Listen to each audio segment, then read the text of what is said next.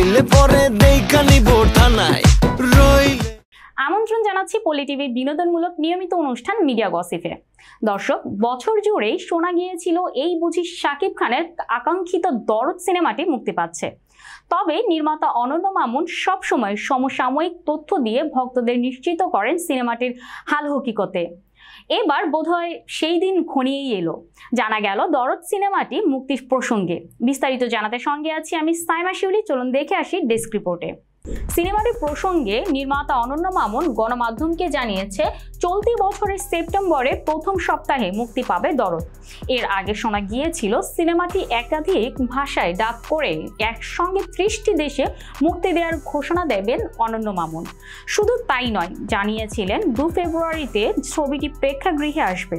এতে শাকিব খানের সঙ্গে জুটি বেঁধে অভিনয় করেছেন বলিউডের সোনাল চৌহান। সিনেমাটির শুটিং হয়েছে ভারতের বারাণসী ও এলাহাবাদে।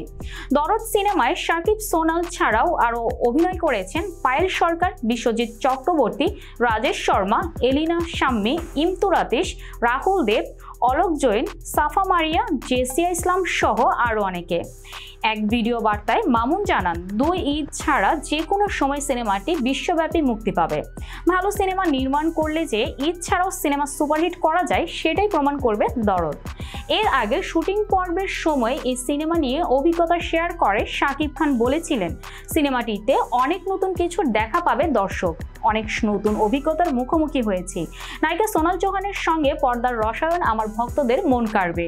সিনেমা হলে মুক্তি পেলে সে কথা প্রমাণ মিলবে আমাদেরও। তাদের কাজের পরিবেশ একেবারেই আলাদা।